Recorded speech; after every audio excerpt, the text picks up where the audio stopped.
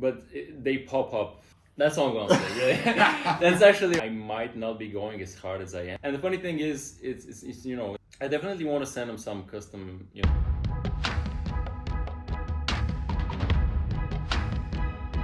Hi everyone, and welcome back to Calligraphy Masters podcast. Today is the second episode where my guest is not a calligrapher. The reason I decided to invite him to the podcast is because I really like what he does as a work, and I think his story might inspire some of the calligraphy artists, not the traditional calligraphers, but who knows, maybe them as well. So my guest today is born in Plovdiv, where usually I live, but I'm guesting at his place in Sofia. He does custom, and not only custom, but mainly painted clothing, which is super cool. He does this for 3-4 years now. His name is George. His brand name is Ethereal Regalia, and more we can learn from him. So, hi bro, welcome to the podcast. How are you doing? Welcome again, bro. Yeah, welcome again. It's nice to have you again. Hey, maybe that's good. Otherwise, we wouldn't have met again. So, Yeah. He says again because we actually have recorded this podcast, but sometimes with my data storing, I have issues, but it doesn't matter. Here we are. It's fine, bro. It happens. It's actually happened like 5 times to me already, so I have experience with podcasts not coming out after I record them. So yeah, bro, let's just jump into it. Can you tell me a bit about your background and how you started Ethereal Regalia? Sure. Okay, so the brand itself, initially it started around 4 to 5 years ago, but initially I wasn't painting clothes. I did like 2 very small releases of like 2 to 3 t-shirts. It didn't really go anywhere. Then I just like took a break for probably like a year, and at some point for my birthday I got a bunch of textile markers, and that's pretty much it. I mean, that's where I started. Once I got textile markers, I got like a bunch of t-shirts, started painting. I think my second design ever, I felt really good about it, so I posted it around, and some guy just decided to buy it. I think he was from France, maybe.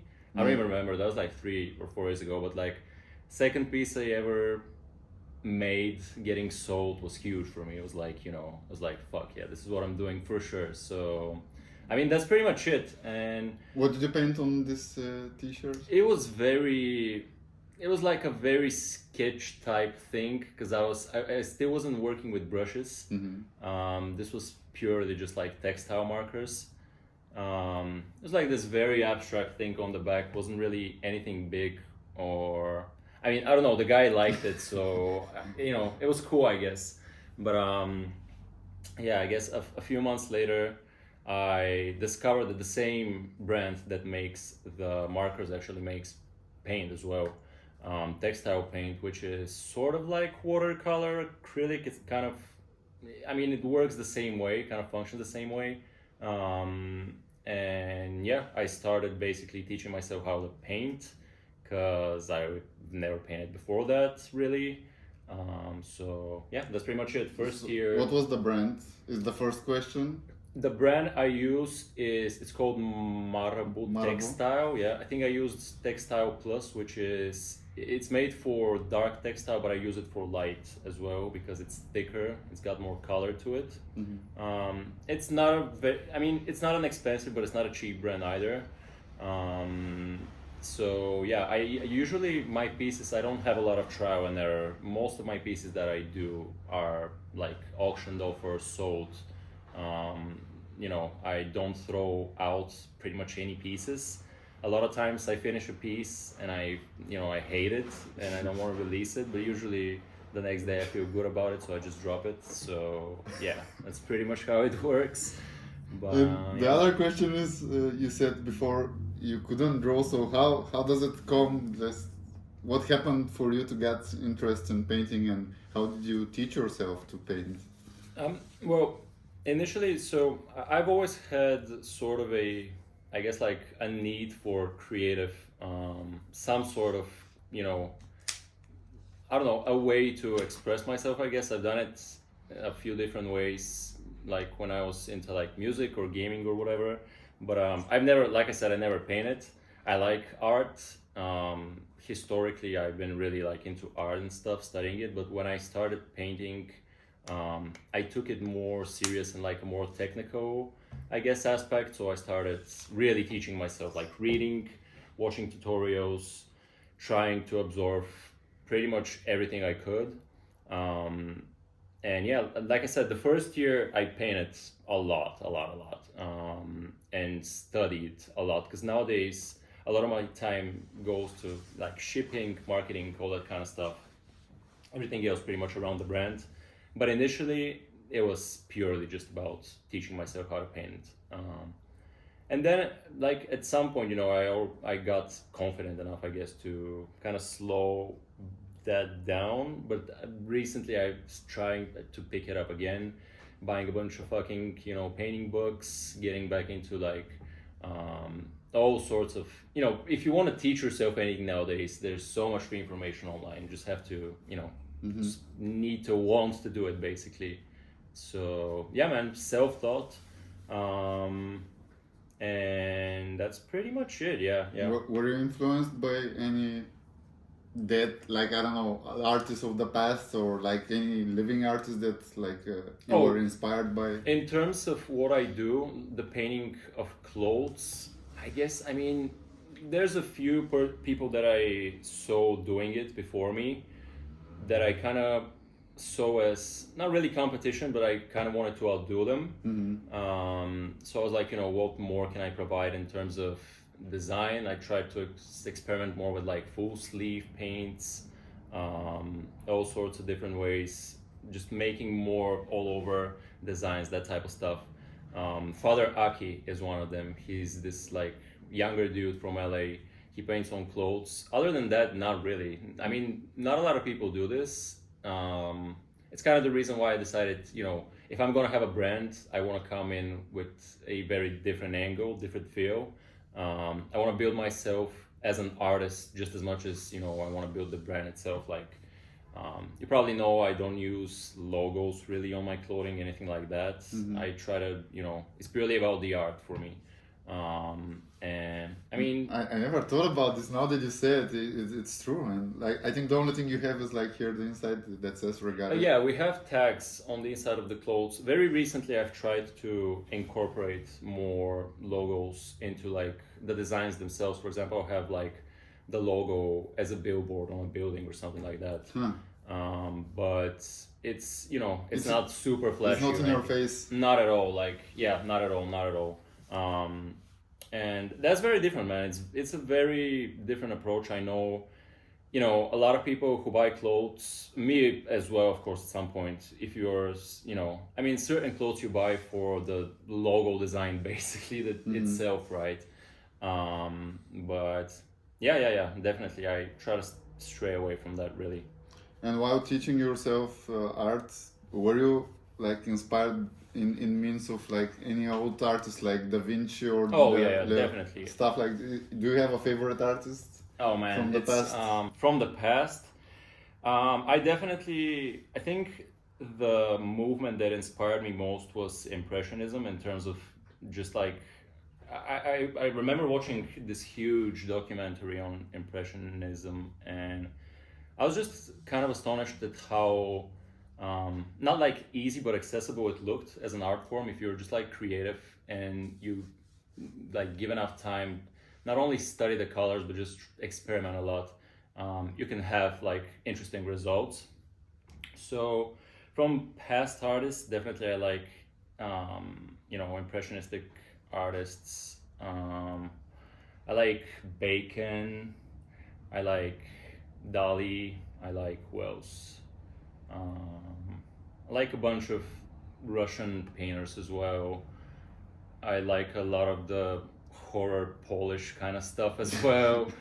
I mean, yeah, a lot of old art. I'm, when it comes to, like I said, I've pretty much studied art from, 1,000 years ago up to this point. When it comes to modern and contemporary art, there's like a bajillion artists, so it gets much, harder to really, I guess, study a movement or artist. It's just like but I basically, when it comes to new artists, I just find them if it's somebody who I really, really like, usually, when you discover a new artist, it's fucking awesome. You're like trying to, consume as much as possible. Kind of like music. It's, the same as discovering a music artist, I guess. But I'm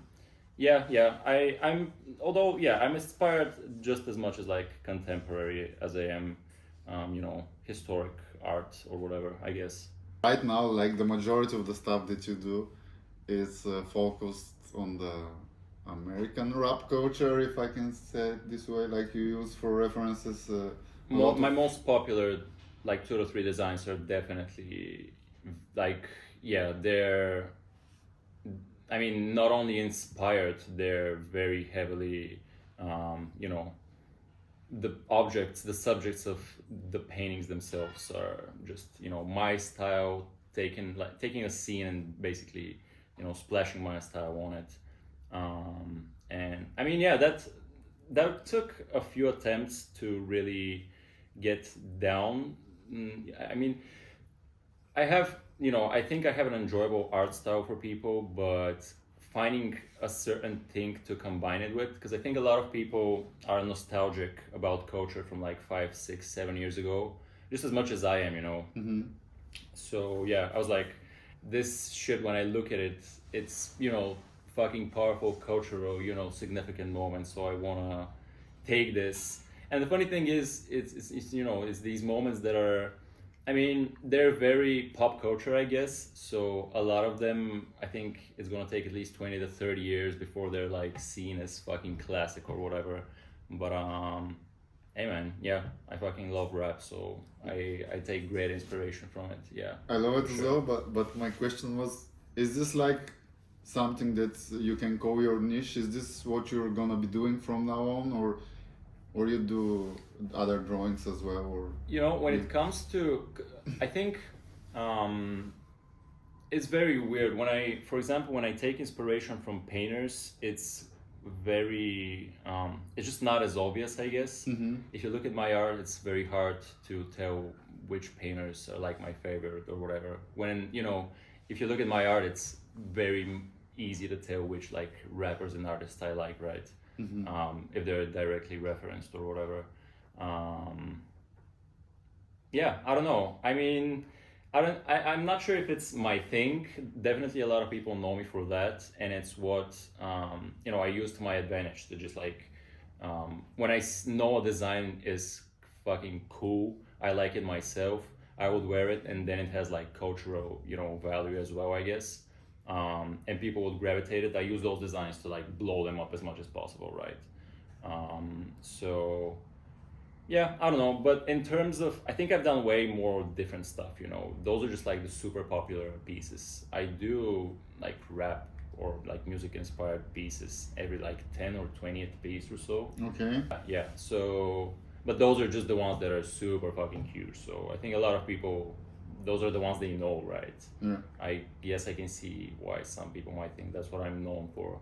And that's fine. I don't care really, bro. Like, no, but that's why I asked you to speak about it. Yeah. Because the best feeling is when people, see a bunch of my designs that are more, I guess, just easier to understand, and then they use that as a door to delve into, a bunch of my, I guess, more out there stuff, my philosophical stuff like that.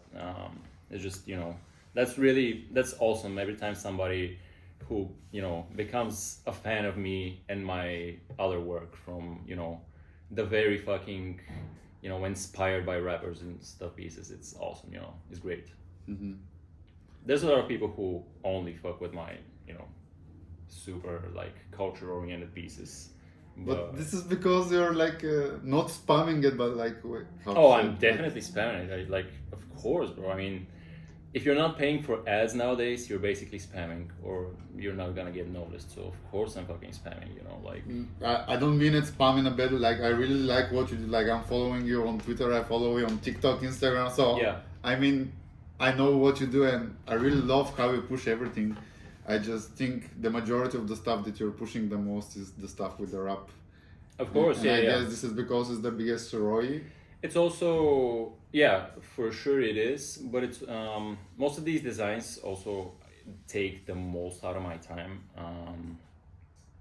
a lot of my most popular designs took like weeks to fucking finish, and I mean, for a lot of these pieces I know this is gonna be huge. I know it's gonna resonate with people, so I dedicate way more time to it. So I haven't, it's nowadays it's never a surprise for me.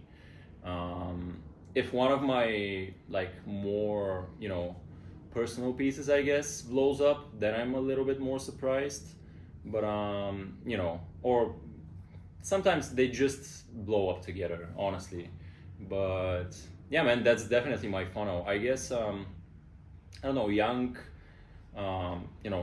rap fans definitely enjoy my aesthetic for sure. Yeah. Do you have this thing? I guess you have it, but I'm still gonna ask. Like, for example, me, when I do something like as an artist, most of the times when I like something that I've done a lot, I really love it.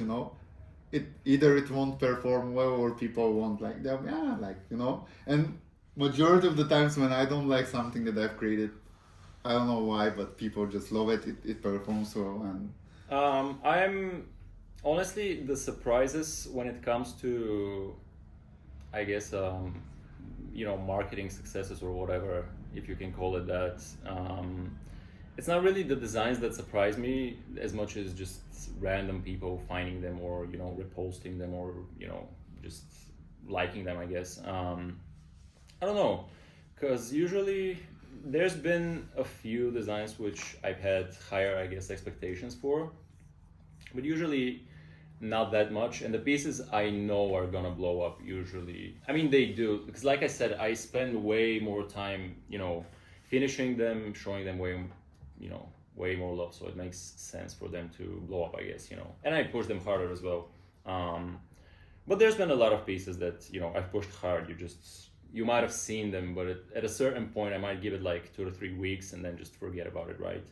Although nowadays, more and more, I try to just recycle my content because, like I said, I don't care, bro. I'm gonna spam everybody until everybody knows about me. That's what I do because I don't have a fucking $10,000 marketing budget. If I had, I'd probably do that, but also like I just get really, really positive feedback. I rarely get any hate. Like it's crazy. It sounds really. Yeah. Man, your art sucks, man. Yeah, it's probably gonna start coming, right? No, I'm kidding, bro. Because the thing is, maybe if I did, I might not be going as hard as I am. I don't really know, honestly, because usually, I might not just get any love, and that's whatever, it happens. But if one of my, designs blows up, it's usually people just showing it mad love. Yeah, maybe you don't get much hate, but I know for sure you get a lot of copycats. Oh yeah, yes, I do. So I mean, let's talk a bit about this. Like, first of all, how do you react to this, and how do you deal with it? What do you take some certain steps to prevent it, or? Yeah, I did actually. So okay, you're talking about people basically ripping my designs and slapping them on their own clothes and just like selling cheap. Most of the time, I mean 100% of the time actually, it's drop shipping, websites from like India, Pakistan, shit like that. So I mean legally you can't do much to these fucking people. I wouldn't even try to, right? So it's kind of a lost cause. Best thing I do is try to have my design fucking at the top of Google. So if you're actually looking for it, I'm the one that pops up. So that's the main thing I can do. Although last time that happened, I got like 100 fakes and overnight basically with like one of my designs. So I was kind of pissed off, bro. So what I did was I basically messaged a lot of these people and was like, I'm gonna fucking take this down because I painted it or whatever. Or was like, I am this guy's lawyer, I'm myself's lawyer. And a bunch of people actually took them down. So it was kind of a, like 30% of them took them down. So it was a small win for me. But you can't really, I'm not sure if you can even fight it, right? So honestly, they don't care, bro. They use my name in like the description of the products to, basically hit keywords and shit like that. So But if they use the name, I guess it's a plus for you, because yeah, if they use the name, it's actually better. Yeah, because then you can, I guess, search for me maybe. I don't know. But they pop up nonstop, so there's not much you can do really. That one was crazy. Like after Kai fucking wore that T-shirt, okay, it was crazy. you jumped into it. It So was fucking crazy. let's talk about Kai. Like I don't know, guys, if you know Kai Cenat. To be honest, I didn't know him before what happened with him, but let's speak about what happened. Like, who is Kai actually, for the people who don't know? And I think, yeah. I mean, Kai Cenat. He's kind of, after my generation as well, a bit, I guess. I kind of, he's a live streamer on Twitch. He's like the most popular, I think, or like, top 3, I guess, fucking worldwide. So he basically just one night, he just copped the T-shirt. He actually got 2 T-shirts, just bought them himself from my store. Initially, I was like, this is probably a scam, somebody's using his name, whatever. But I shipped it. He paid a crazy amount for shipping. So I was like, this is, maybe this is somebody, like who, usually people don't pay like $80 shipping for, $60 worth of product, right? So I knew something was up, but yeah, man, he's a, like I said, he's a live streamer. He's a bit like after my time. I knew who he was. He's everywhere. His clips are everywhere. He's super viral. So I definitely knew who he was.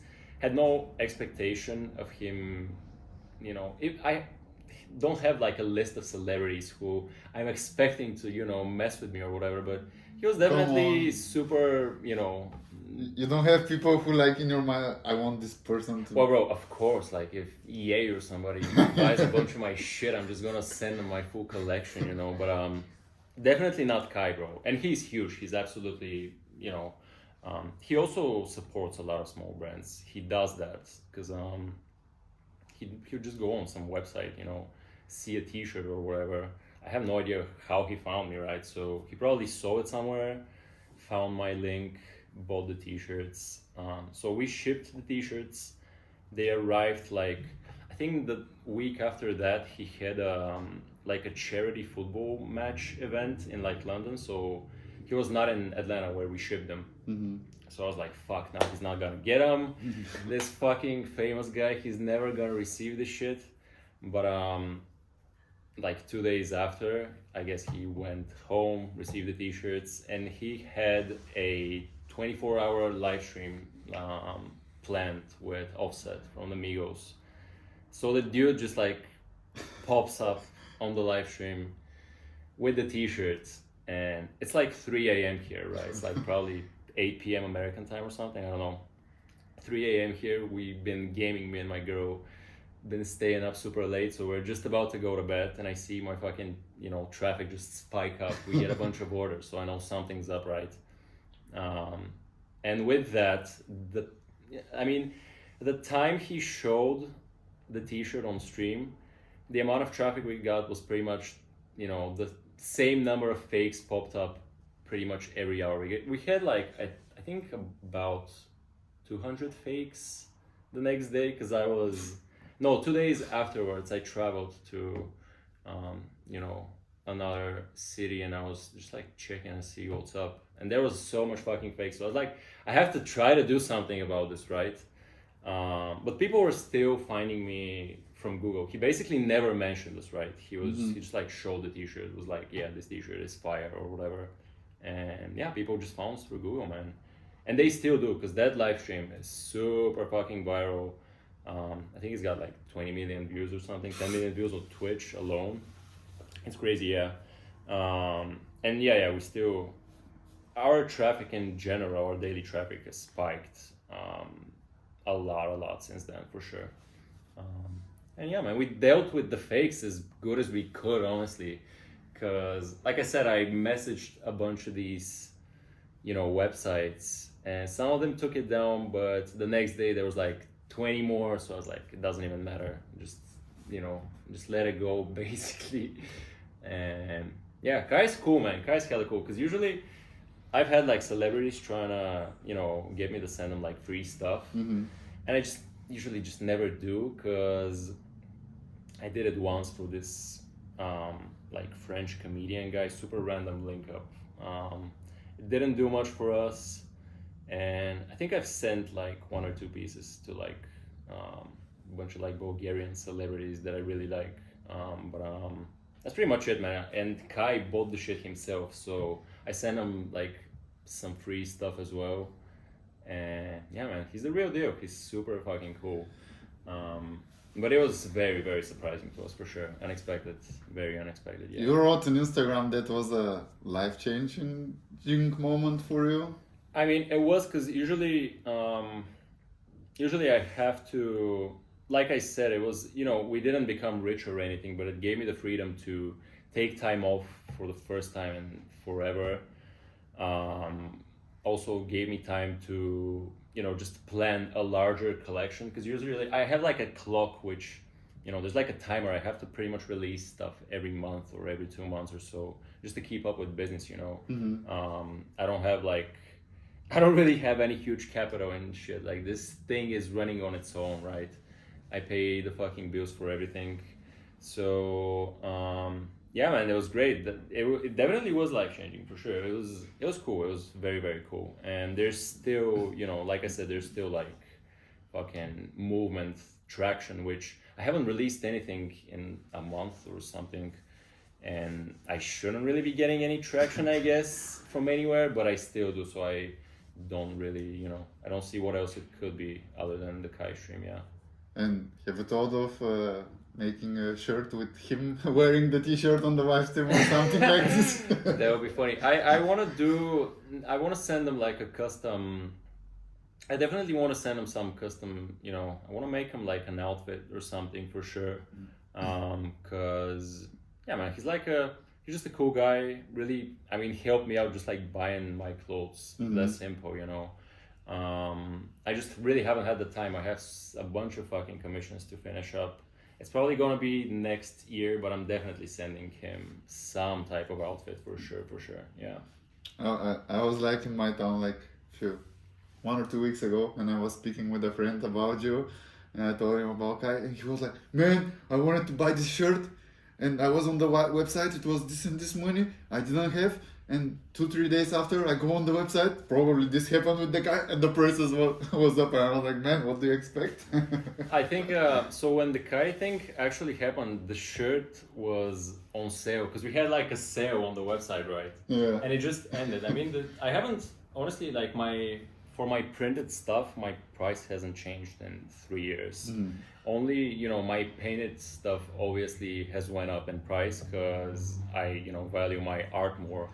But prints are pretty much the same price. It's like €50 for a t-shirt. It's been the same for like 3 years now. No, but I also told my friend, dude, what do you expect if something blows up? Of course, he will put the prices up. Like, yeah. I mean, yeah. If you have a good selling product, of course you want to win more. For sure.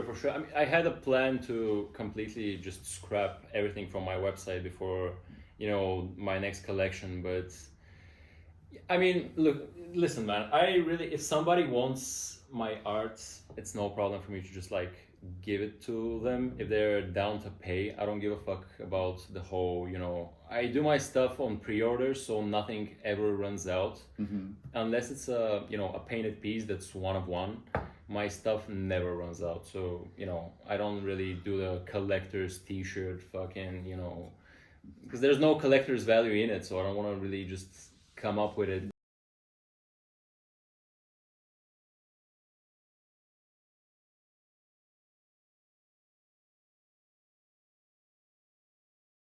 It's just a different model. Honestly, No, of course, I'm just kidding. I had a bunch of releases where, I released a bunch of t-shirts and all the right sizes are sold out, and then people just cry about it for like weeks and weeks. So at some point, now I have a really good plug for manufacturing here, so I can do that, right? I can, if you order something, I can make it in like 2 or 3 days. Okay. So I can do the pre-order stuff. But yeah, when people started just messaging me and being like, when is this gonna be available? I was like, fuck it, it's available all the time. I don't care. Like, just have it, right? Yeah. So yeah, that's pretty much how I work. And yeah. also, you wrote something else on Instagram. It was something like, if you think Kai was big, you don't know what's like next. So in my head, I was like, okay, probably some bigger. Then Kai has ordered something. Am I in the right direction? It might be, man. I don't want to spoil anything, so Come on, man. No. Look, give something. This is exclusive. Like, I want to be like the news. Give us the exclusive news, man. First on Calligraphy Masters. This will be the first released podcast. Actually, you had like 5 podcasts which are never released. This will be the first podcast. Give the sauce. Okay, all I'm gonna say is, I am working with some people. So it's kind of different. That's all I'm gonna say, really. That's actually all I'm gonna say. And also I have like I said, I haven't released anything in a while, man. It's been, I think like 2 months now. So first time in years that it's been so long but I'm working with a lot of people on a lot of collabs as well. So a bunch of stuff is gonna be coming in the next like 2 months. But what do you mean by collabs? Do you mean like you're the artist and there's another person that you collaborate, or you paint with other people on the same t-shirt? I'm actually doing collabs with 2 painters. Mm-hmm. One of them is probably one of the biggest pages that paints shit. I don't want to spoil that also. Man, everything why am I here? And the next collab is actually, I think it's more interesting. I'm working with a Bulgarian painter who's he's like studied painting and stuff, so super fucking serious guy, but I'm teaching him how to paint on clothes. So it's just really interesting. It's gonna be very different from most of my stuff, and it's gonna be the first time he ever paints on clothes.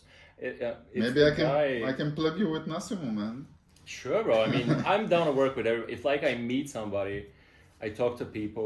I've had like collabs that didn't come out as well. Sometimes I scrap stuff, but and if you've been on my page long enough, you probably know that I don't have like any released collabs. Like the only collabs I did was when I did the Runway event last year. I had like a bunch of people that I worked with.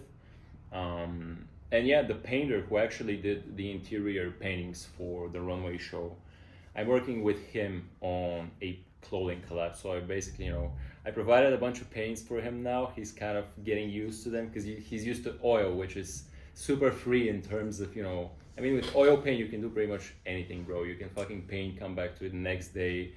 2 weeks from now, 5 months from now, you just have to reactivate it, right? Yeah.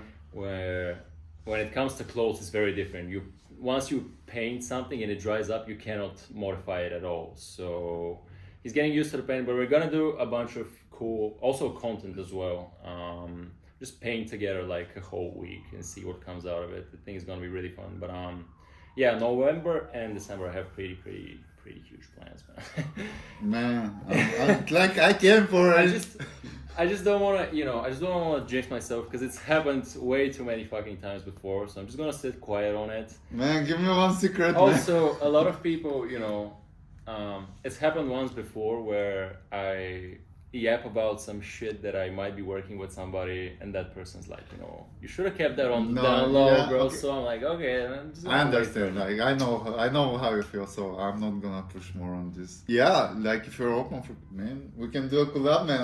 I do letters, but sure. No, we can definitely work something out. I mean, that's the thing. When I do a collab with somebody, I want to be, even if the product doesn't come out, I want to have a process where I fucking learn something at the very least, because I'm, like I said, I barely started painting like 5 years ago. I'm trying to basically absorb as much as possible from everybody. Like, you're fucking worked, your technical abilities are far higher than me, even if it's in a different medium.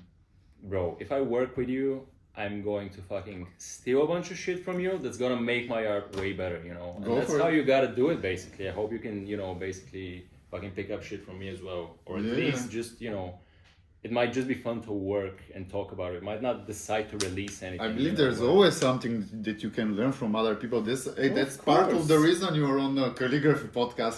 I know they're calligrapher, but guys, like the reason, as I said in the beginning, I believe you can take something, because me as a calligraphy artist, I'm inspired by him. Usually I have done a lot of clothing with calligraphy, but I don't know, maybe a lot of calligraphers never thought about it. So I guess this might help you a lot. And yeah, just let me know in the comments, guys. Would you like to see collaboration between Regalia and Calligraphy Masters? Let us know in the comments. We're probably gonna do it anyway, but I just want to see what do you think about it, guys, as well. And yeah, you mentioned the Runway show, man. Last time we spoke about it, I wanted to speak again about it because I have friends with clothing brands and stuff, and they are usually just a clothing brand. You're a bit different, you paint everything yourself. So like, how a brand like this decides to do something that's, I guess, so high fashion way? It was, I don't know if high fashion is really, it was different for sure. So for a year before that, I wanted to do some type of exhibition, just to like test the waters, do like a live event, see how it goes. Basically just, really, really wanted to do it for a while. And I was looking for spaces basically where, it can happen. So super fucking random. The gallery I did it at, I was just, basically passing through. Went in, talked to the, person that owns it, or rents it rather. And we just clicked, and yeah, man. And I mean, the whole idea, I wanted to do it kind of like in more of a theatrical kind of way.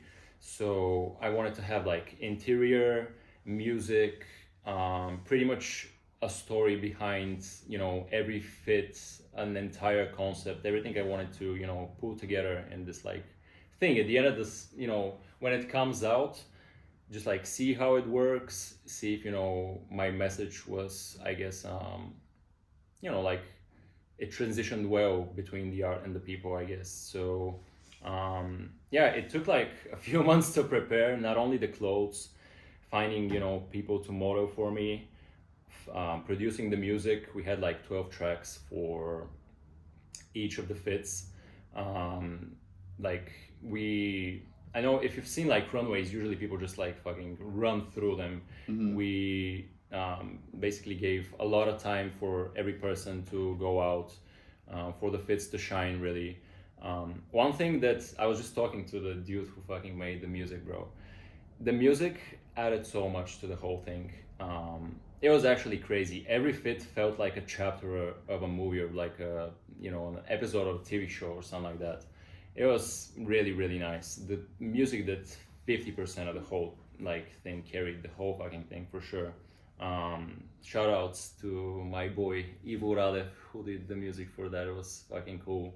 And yeah, I mean, like I said, the event I did, I was really hung on doing it, not only sell on like the spot, right, on the exhibition. I wanted to release everything online, have like the event streamed, because most of my supporters are out of Bulgaria. They're like super worldwide. We have people from Australia. Obviously the United States is our strongest support, but anything else is everywhere pretty much.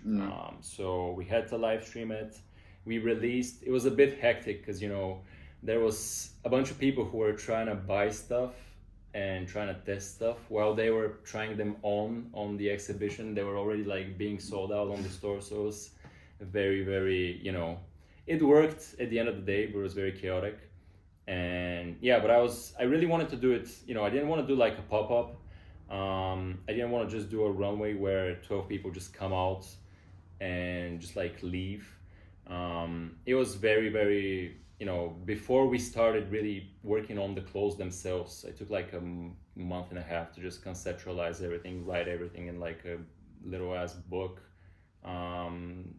Everything I wanted to do pretty much, and yeah, man, that was the point. I left my job. I was like, this is what I'm going to have to dedicate my time to, because it didn't really, I didn't want to just do it, half-assed or whatever. I wanted to put my everything into it, and it did very well. I think in terms of like financially it was okay, but bro, I learned so much from this event, just like working with people, how I want to set up my next event, what I can do in terms of, like I said, it came out more as like a little theatrical, like, thing. The vibe was very, very different than a usual like Runway. And it was really good. It was the first thing, like in Bulgaria for sure, the first type of like underground event or like Runway type show ever, pretty much. I haven't seen anyone do it. No, I haven't seen either. There's a bunch of, like fashion events going on, but they're, it's a typical like Runway stock music type thing, And it's also the usual clothing. It's just boring, and even if it's not boring, it's definitely not hand painted. And well, yeah, I mean the clothes themselves were, every fit was entirely different in terms of colors and stuff. Yeah, man, 12 completely different fits, 4 pieces from each fit. It was like based around the 12 months of the year, basically. Every fit had, 4 pieces for 4 weeks. It was cool. I can give you like, I have a little book, it's like a fashion notes that we printed for everybody to follow through like the journey while people were coming out, to explain the stuff. And yeah, another thing that was like super fucking cool, a bunch of people came from other countries, which was, very interesting. Not a lot, but, because we had like a 60% capacity, because the gallery itself was small. We fucking filled it up. There was, a bunch of people who showed up without tickets and stuff. We had, the media camera was so fucking big, bro. It was kind of, messy to like set up the whole thing, right? I'm definitely gonna have to use a bigger venue next time, but when is next time? I want to do it in April. April or like May. We'll see how it goes, but that's what I'm planning for now. If I want to do it in April, man, I gotta start working on it in like February, the very latest. But yeah, we'll see. But yeah, people coming from, because it's kind of cheap to come from fucking to Bulgaria from close by like European countries. So we had some people from like Malta and stuff, Germany. It was very cool, man. It was, and I definitely am hoping to, for next event, I'm gonna do the same thing, release like worldwide, tickets. If somebody wants to come, we'll try to help them out with Airbnbs and stuff as much as we can. Because it's really cool, man. It's cool to bring people to Bulgaria for such an event, it's... To be honest, this is actually the time when I discovered you. I think it was a few weeks before the Runway, but yeah, a bunch of artists that I already followed like started sharing your stuff, and this is actually the time when I discovered you. Yeah. I mean that was the first big push we had for sure, but it was like a super planned out event and stuff, yeah, man. I don't wanna. I get invited to a lot of like pop-up parties and stuff like that. And usually I just don't have much to offer in terms of clothes, first of all. Second, like I think a lot of, like my prices might be a little bit high for a lot of, I guess scenes here, just comparing my prices to other brands in Bulgaria and stuff like that. Although since the Kai thing happened, we've been getting a lot more Bulgarian customers. It's actually pretty cool. I thought they're just hating on TikTok that it's fake, man. Oh, bro, yeah, that happens as well. That's pretty funny. Yeah, that's pretty fucking funny. But yeah, the event was cool. I definitely want to do it again. I just, I stray away from doing a lot of just random pop-ups and stuff. Other than the event we did 1 week afterwards, it was like a closing party. I just did a bunch of painting on the spot for people. It was really cool. I think I did 7 or 8 pieces for people, like 1 hour pieces for everybody that were just bringing me old clothes of theirs to paint over. And I might do something like that, but doing like pop-ups and stuff is not really my thing. Like I said, I wanted, the brand thing is actually not as big as me being and pushing myself as an artist, you know. Yeah. The brand and the name is just a thing, because I think it's easier for people to, I don't know, just like recognize me that way, especially when it comes to streetwear. That's what people are used to. They're not really used to an artist, although they are more and more now. But yeah, you know. And yeah, you said you're an artist, so is there a message that you want to convey with your art, or you try to push with? I don't. Let's not say all pieces, but still, I guess you have to have some sort of philosophy or message that you want to do in the pieces that you do. One of the, like, a subject that always, I guess, just comes up, one of the, you know, subject that comes up most in my art, it's very cliche, but it's like life and death shit. I try to one thing I really try to build up and represent is this type of idea that, like, immortality in a way where, you know, just whatever happens, it happens. If you're an artist or if you're a person, you know, your, I guess, like, human form or whatever is not really what, you know, what describes you. I don't know, I just like playing with the idea of immortality and just things that you leave, you know, after you're gone, left behind you. I try to play with a lot of like flowers and motifs and stuff like that. Try to combine a lot of, you know, if you've seen my art, I do a lot of like skull flowers and stuff. I try to combine like usually like morbid stuff like death and shit like that, portrayed in more colorful ways.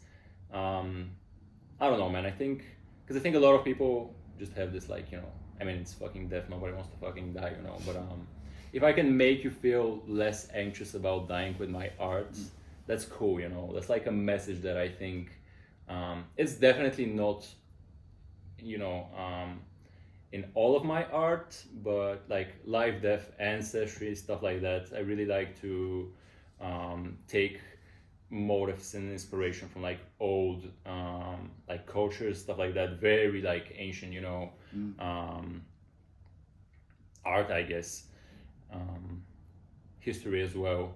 That's pretty much it. I mean, it's kind of vague, I guess, but even when I do, you know, even when I do very culturally, you know, heavy pieces, you know, rap pieces, whatever, a lot of times those ideas, you know, they kind of go into it as well. Yeah, I like flowers, bro. I like painting flowers. What's your favorite flower? Fuck, I don't know. I like, damn. You don't have. No, that's a crazy question.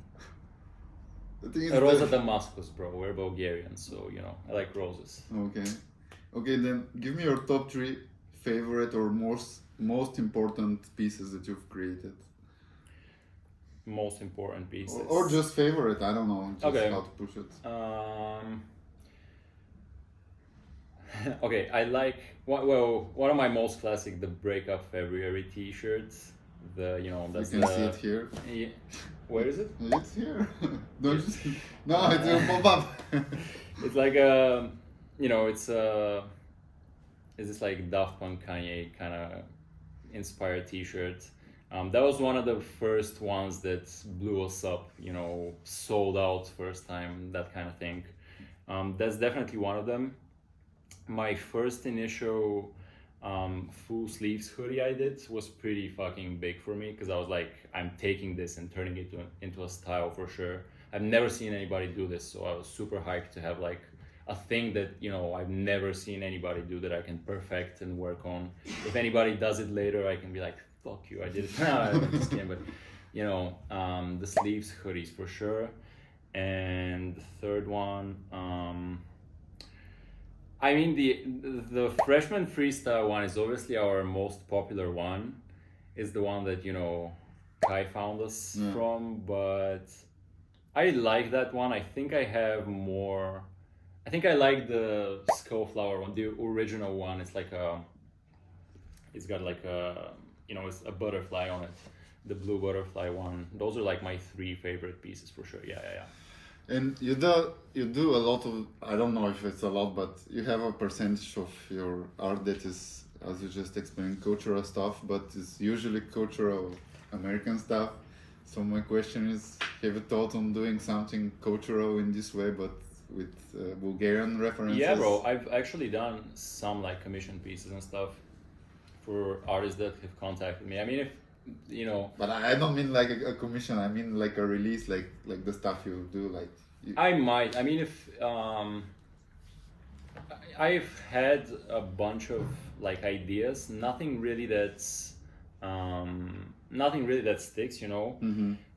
I want to do definitely like a huge fucking Bulgarian like Last Supper type, you know, with a bunch of like my favorite rappers and stuff. Oh man, this is gonna be cool. Truth is, like, I just don't listen to that much, you know, Bulgarian music as much as like fucking, you know, I pretty much grew up with fucking rap music, you know. I learned how to pirate, you know, fucking rap music when I was 5, so it's, you know, but definitely I want to do.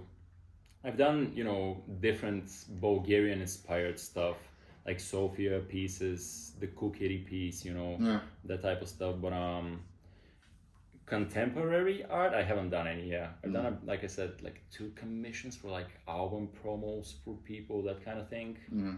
But yeah, I might at some point. I might, yeah. Do you have any specific tools that you prefer to work, like specific brushes or? Specific brushes, not really. Actually, I actually change a lot of the types of brushes I use. I used to work with a lot more like palette knives as well. I just switch it up, honestly. When I do when I start a new collection, I always try to from the beginning. I try to, if I'm changing brushes, I'll just buy entirely different brushes, because that's one of the things that's certain, that this collection is gonna look different than like the previous one. Just like using different brushes, you know, the brush strokes come out different and stuff like that. I mean, you fucking use brushes, so you know, right? Yeah. So favorites, not really, man, not really. Honestly, I use pretty much everything. Huge brushes, small brushes. I've painted with. I've used objects like, you know, oranges and shit. I've used very different stuff to paint, you know. I love using coins, for example, to like paint dots that are super detailed and have faces on them, you know. Just like put like paint on a fucking coin and, you know, stamp it and shit like that. I try different stuff like that, but favorite brush, not really, you know.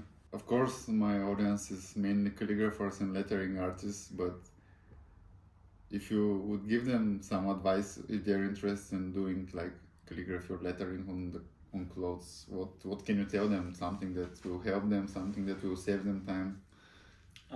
I think the most important thing when it comes to painting clothes is just getting used to it. Honestly, it's weird and it's discouraging, man, because, you know, painting on paper, super easy. In terms of like the control of the brush strokes, you have much easier.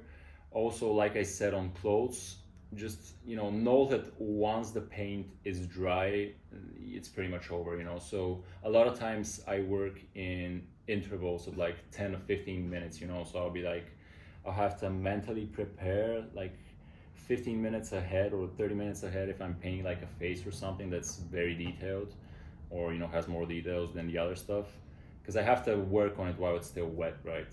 Once it dries, no more details. But just like, I don't know, man, just get a bunch of clothes and a bunch of paint and experiment. That's pretty much all I can say. Yeah, that's really it. My biggest tip is just know that, yeah, you have one try basically, and, you know, that's it. You're gonna have to get used to having more like, you know, not really perfect brush strokes, because I do a lot of work that's crazy fucking throwing paint around and stuff like that. Not all of my works is super specific and detailed, but just have no expectations. It's nothing like painting on canvas or paper. Very, very extremely different. Very different. But it's just another medium. Like I said, to me, painting on clothes, I don't feel like I'm being like a designer or anything, or like I'm just that's just my medium. That's what I paint on. I've done oil paintings on canvas as well. It's whatever. Just like I love painting clothes because it's fresh, it's new. I like when you wear the thing, how it looks, what different, how you can use just like the wrinkles and the clothes and everything, the sleeves for fucking, structure or whatever, all that kind of thing. Just gotta experiment, really. Okay. Yeah. And few times you mentioned that before you quit your last job, and your last job was marketing, which I learned today. So I want to know, how much does this help your bro, brand, a ton. and how important, like, let's speak a bit about this to the people, because I follow a lot of artists contact me constantly. A lot of them, they are good, like their art is great, but they suffer with results. So how important is marketing? And It's huge, bro, of course. Like, without doing my marketing, I want to be able to, make the money I do. So I want to have the time to invest into painting. Basically, before I left my job, I was painting, but at a certain point, I hit that, it's like that line of, I have enough time to paint and work, but I want to paint more. So, I'm going to have to dedicate a lot of my time to painting. So I'm going to have to quit my job. But marketing was always there. So once I quit, I had to start going harder on the marketing as well. I've been doing marketing since I was like 15, 14, bro. I opened my first PayPal when I was 15 and just started getting any type of money I could, I've been online hustling for a while, so it's at a certain point I already knew, some type of, I had an idea of certain like platforms and stuff like that. I was like, I'm just gonna start working on my own name and brand. Like obviously, I guess I always knew I wanted to be some type of artist. Like I said, I needed to have that creative, I like creating something and showing it to people and feeding on their opinion, basically, I fucking love that shit. So, yeah, I mean, marketing is super, super important. So like I said, when I started doing the brand thing, I already had a huge background in driving people to, whatever it is that I want, basically finding new ways, or basically just the main thing I understood how to do is do the research and plan my, have like 2 or 3 months pre-planned, like, marketing strategies or whatever. Because I think a lot of people just get discouraged after their, third or fourth post does nothing. So they're like, what the fuck is going on? What I'm doing wrong? Nowadays, especially, it's all about being, just being on the grind, being, doing it every day.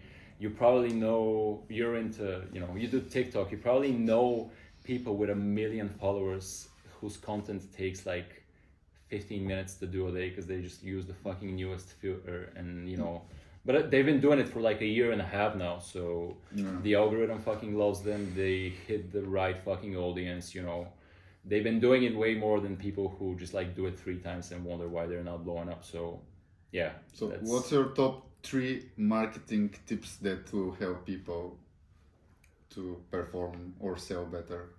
Top 3. Okay. First of all, you have to know that research is really important. So if you want to blow up on a certain platform, pick a platform. Like, you're not gonna learn how to use it, or you're not gonna learn as fast how to use it if you compared to if you just learn from like a blog or a YouTuber or somebody who's already done it like 10 times from 10 different accounts. These things can be learned. Marketing is not this like weird random thing. People don't just blow up randomly. Some do, obviously, but there's a lot you can teach yourself, basically. That's tip number 1 for sure. Tip number 2 is consistency, bro. Whatever I do, when I wake up, I do like 30 minutes of marketing, and late at night, even like, nowadays I do it 3 times: when I wake up, then in the afternoon, and then like before I go to bed, because that's like 3 different time zones. I'm never constrained myself to Bulgaria. I want to be a fucking worldwide artist, so I try to hit every fucking time zone, right? So consistency is number 2, and number 3,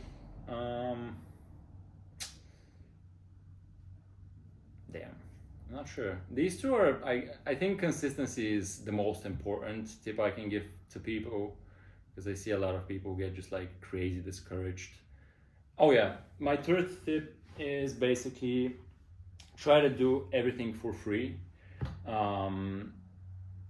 Because I think a lot of people get looped into this, people are fucking paying for ads, for marketing, so how am I gonna, get fucking shown to anybody if other people are paying for ad space, stuff like that? It's complete bullshit. Like, you can blow up organically in 2023, in 2024, whatever. Like, it's possible. You just have to know how to like abuse the fucking algorithm, like everybody fucking does. So that's pretty much it. I mean, you can have huge fucking success for free. It just takes more work and way more studying of just like how things work. It just takes time, man. Like, I've never used TikTok, so the content on TikTok is so much fucking different from anything else. So you have to use the platform if you want to be on the platform. You just have to get used to the fucking content, at least for a bunch of time, see what gets pushed, see what people like, that kind of thing. And that's for pretty much any, platform, because I might not be using a certain platform, but I'm definitely studying it and, taking notes on anything, bro, pretty much anything, Currently I push my Twitter and Pinterest the hardest, but in the meantime, I'm like still looking at Instagram, still looking at like TikTok, seeing what's up, Like, I love what you're doing on Twitter, because this is like pure hustle, and I've been thinking, man, I want to do the same, but like, I cannot really do what you do, because there is not really superstar calligraphers that I don't know, or that they are active and stuff like this. Well, that's the thing, like, you have to know, first thing I do on any platform is fucking check, what type of content is provided for my niche and how much people are interested in, right? So Twitter is fucking huge on hip hop, and it's huge on like clothing. So, easy. Basically, it's very easy to push clothes, especially if they're like rap inspired clothes, whatever. So yeah, you just have to, Twitter it's different because it's, I guess, more niche than, TikTok or Instagram, where you can pretty much find anything. Pinterest is also more niche, but on Pinterest I'm doing a completely different thing. There I'm basically just link building, because especially now that people are fucking jacking my designs, I need like, Pinterest links are evergreen, basically. They grow with time, right? So I'm doing something completely different there. But yeah, man, I try to push everything slowly but surely, together. And yeah, you just have to keep staying informed. Like I said, I don't use TikTok, so if I don't open TikTok in a month, it's like completely different platform. A completely different fucking trends, completely different ways the algorithm pushes you. Very, very different, right? I've just now seen some type of, I guess, success with like my last 3 or 4 videos on TikTok or whatever, my last 3 or 4 uploads, right? So yeah, those are definitely my 3 tips. Just consistency, it can be done for free, and fuck, what else I said?